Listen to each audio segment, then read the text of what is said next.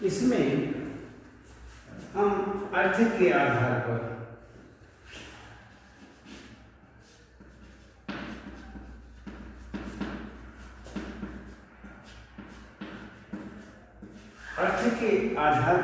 वाक्य के भेद,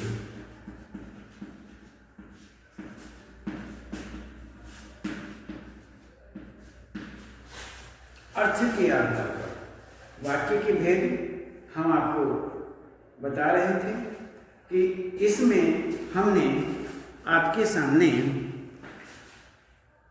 8 प्रकार के बताए, जिसमें एक कथनात्मक वाक्य, निम्न भेद,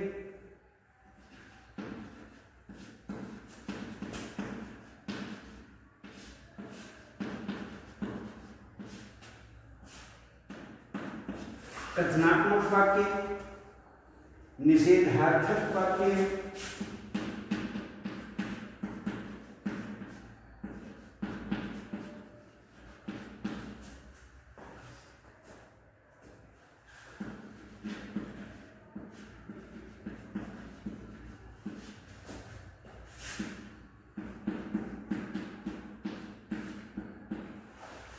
और आज्ञार्थक,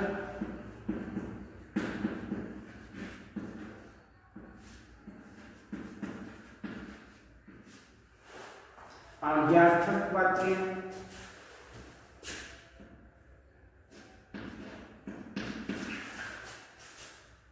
प्रश्नवाचक वाक्य,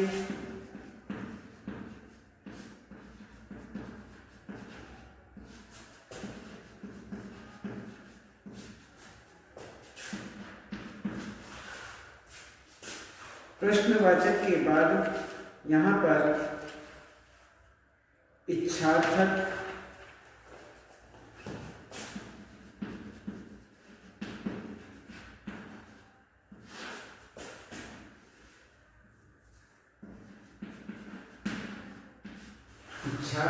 वाक्य, संभावनार्थक वाक्य,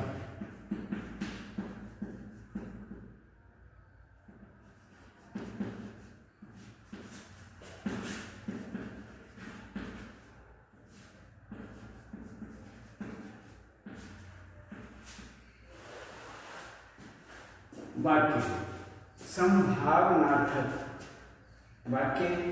उसके बाद इसमें आता है विस्मयादि बोधक वाक्य।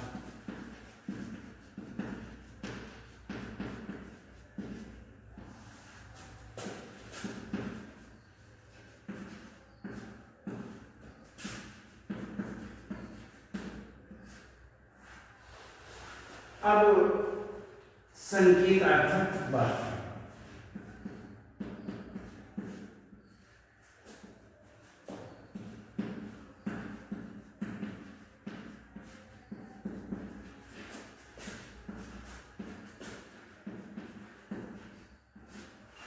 ये हमारे अर्थ के आधार पर वाक्य भेद 8 प्रकार के माने जाते हैं, 8 प्रकार से।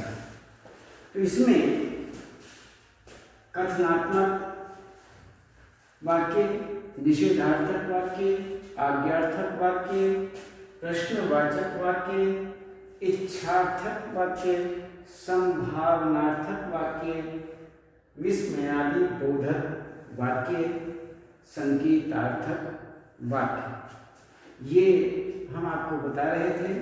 इसमें हम कथनात्मक के विषय में आपको बताया कि कथन के आधार पर जिन वाक्यों में सामान्य कथन होता है उन्हें कथनात्मक वाक्य कहते हैं, और इन्हें हम विधानार्थक वाक्य भी कहते हैं। जैसे बच्चे शोर कर रहे हैं या मेरा डॉक्टर है, ये सामान्य वाक्य हैं और सामान्य कथन हैं, इसलिए ये कथनात्मक या विधानवाचक के अंतर्गत आता है। तो विधानार्थक वाक्य के अंतर्गत दूसरा निषेधार्थक वाक्य, निषेधार्थक वाक्य जो हैं, जिन वाक्यों में कथन का नकारा जाता है, कथन को नकार दिया जाता है, उन्हें निषेधार्थक या नकारात्मक वाक्य कहते हैं। हिंदी में प्रायः न, नहीं तथा मत लगाकर निषेधार्थक वाक्य बनाए जाते हैं। जैसे बच्चे शोर नहीं कर रहे, हम लोग घर पर खाना नहीं खाएंगे, मेरा डॉक्टर नहीं है, तुम यहाँ मत बैठो। इस प्रकार से ये निषेधार्थक और नकारात्मक वाक्य के अंतर्गत आते हैं। अब हम देखते हैं आज्ञार्थक वाक्य। जिन वाक्यों में आज्ञा, आदेश, प्रार्थना, अनुमति आदि के भाव प्रकट किए जाते हैं, उन्हें आज्ञार्थक वाक्य कहते हैं। वही हमारे आज्ञार्थक वाक्य कहे जाते हैं। इस प्रकार से ये हुए हमारे आज्ञार्थक वाक्य। अब प्रश्नवाचक वाक्य, जिन वाक्यों में वक्ता कोई प्रश्न पूछता है, उन्हें प्रश्नवाचक वाक्य कहते हैं। आप लोग कहाँ रुकेंगे? यह घर किसका है? क्या मैं भी आपके साथ आ सकती हूँ? क्या आज स्कूल खुला है? इस प्रकार के जो वाक्य हैं वह प्रश्नवाचक वाक्यों के अंतर्गत आते हैं। तो ये हुआ हमारा प्रश्नवाचक वाक्य।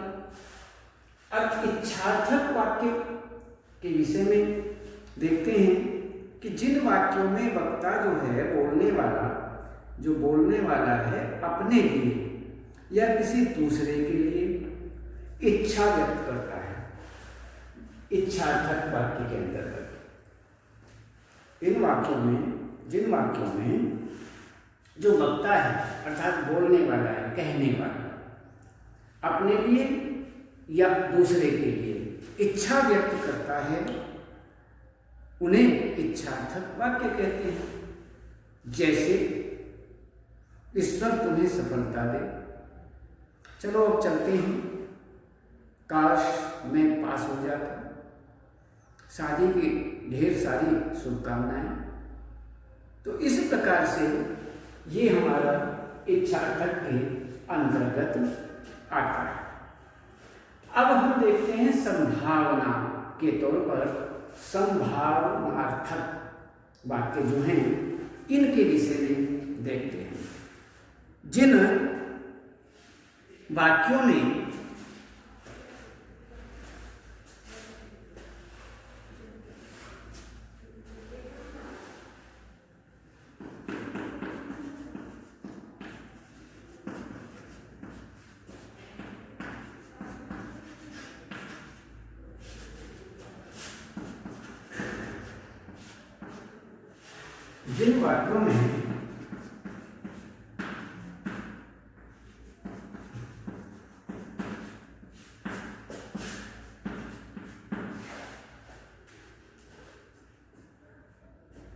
वक्ता संदेह का भाव प्रकट करता है,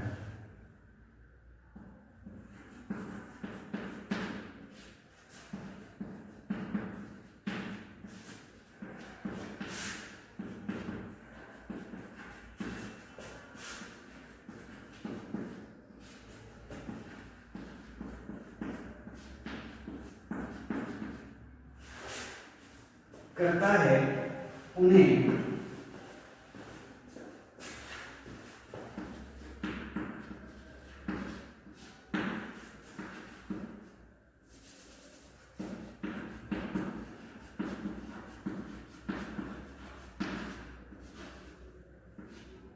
संभावनार्थक वाक्य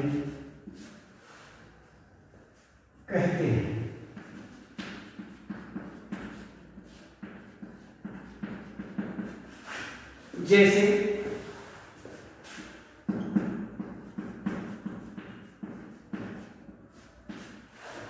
जैसे शायद के लोग आज आए,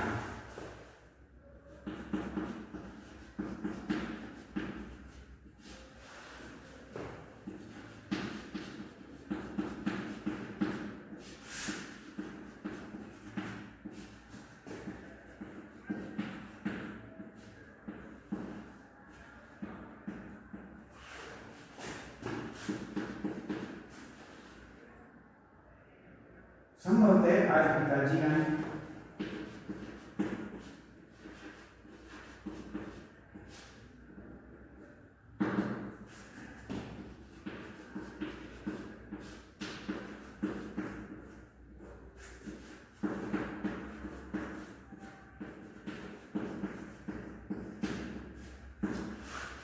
इस प्रकार से संभावनार्थक वाक्य के जिन वाक्यों में जो बोलने वाला है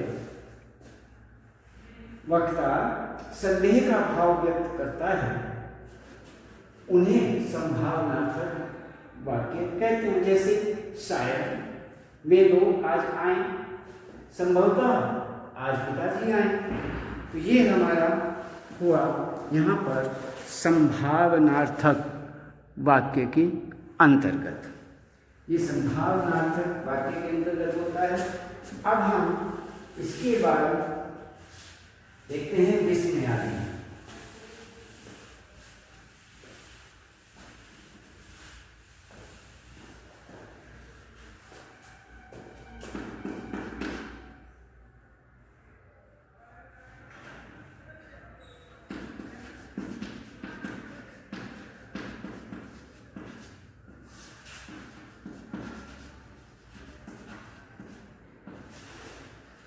विस्मयादि बोधक वाक्य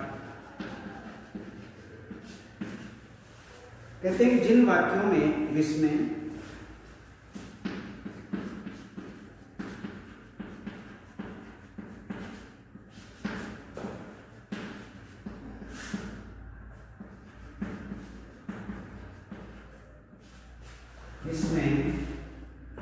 आश्चर्य,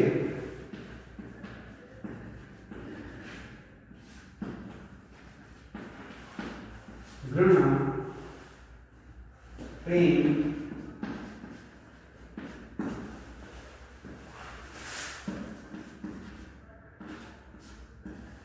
हर्ष आदि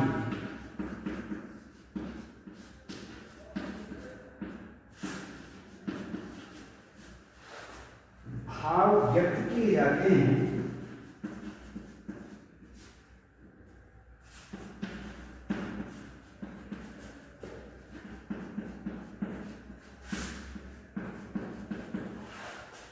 उन्हें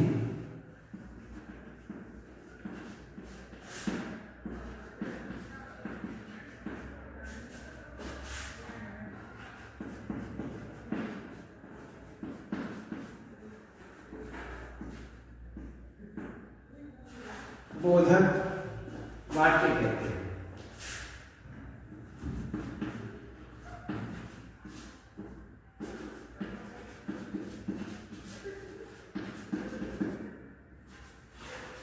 जैसे ओह कितना सुंदर फूल है,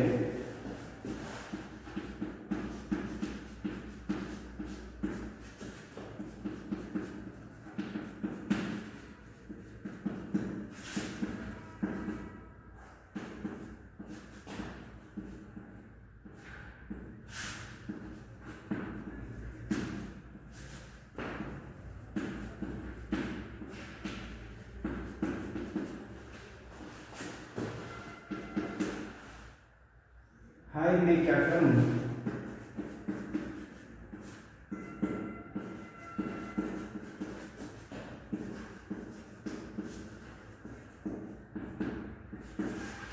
इस प्रकार से जिन वाक्यों में विस्मय, आश्चर्य, घृणा, प्रेम, हर्ष आदि के भाव व्यक्त किए जाते हैं उन्हें विस्मयादि बोधक वाक्य कहते हैं। जैसे ओह कितना सुंदर फूल है, हाय मैं क्या करूं। तो इस प्रकार से यहाँ पर ये हुआ हमारा विस्मयादि बोधक।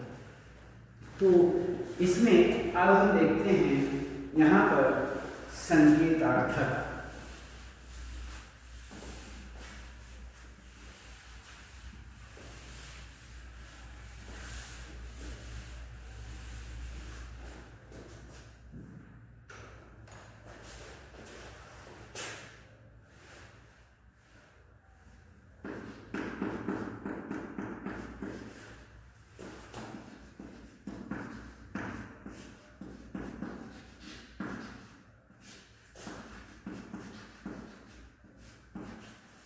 जिन वाक्यों में किसी न किसी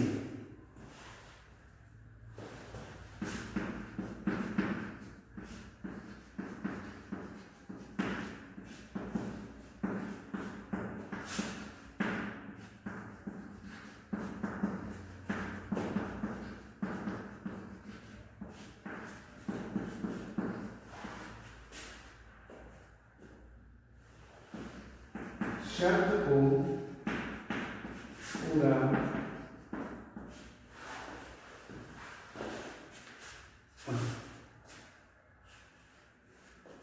को पूरा किया जाता है,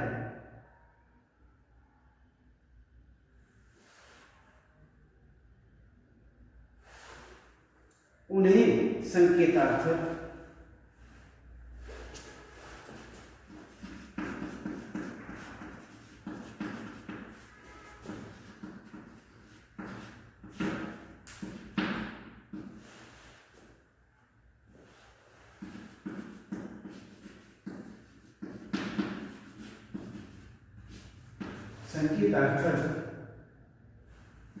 या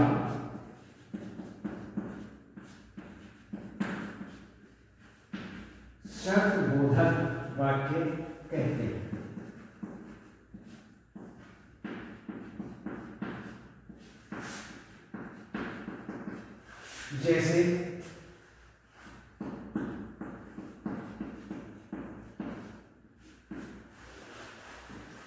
जैसे अगर तुम रुकोगे तो मैं भी रुक जाऊंगा।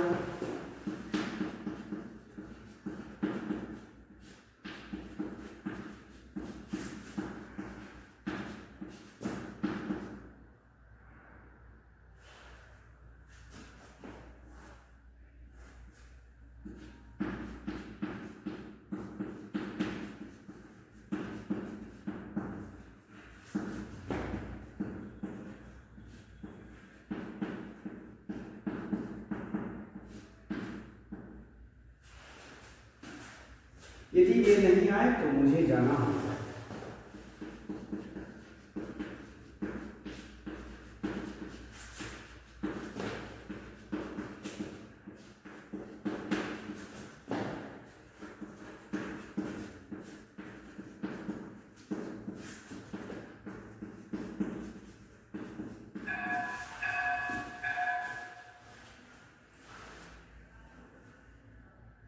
तो इसी प्रकार से संकेतार्थक वाक्य जिन वाक्यों में किसी न किसी शर्त को पूरा किया जाता है उन्हें संकेतार्थक या शर्त बोधक वाक्य कहते हैं। जैसे अगर तुम रुकोगे तो मैं भी रुक जाऊंगा, यदि वे न आए तो मुझे जाना होगा।